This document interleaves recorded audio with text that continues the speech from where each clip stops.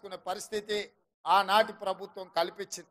అందుకే మనం అధికారంలోకి వచ్చిన వెంబడే 90 రోజుల్లో 30,000 ప్రభుత్వ ఉద్యోగాలు నిరుద్యోగ యువకులకు ఇచ్చి ఇవాళ రాష్ట్ర ప్రభుత్వం పేదలకు అండగా నిలబడ్డం.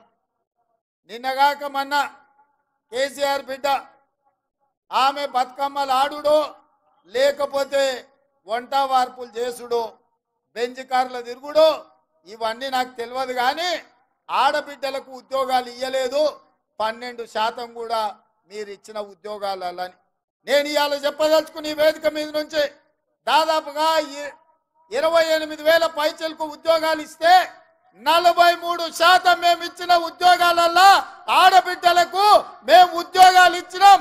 లెక్కలతో సహా పేర్లతో సహా మేము చెప్తాం. శాతనైతే నీ అయ్యను అసెంబ్లీకి దోలు, అసెంబ్లీలో మొత్తం 43% ఆడబిడ్డలకు ఇచ్చిన ఉద్యోగాలు ప్రతి ఆడబిడ్డ పేరు చెప్పే బాధ్యత నాది.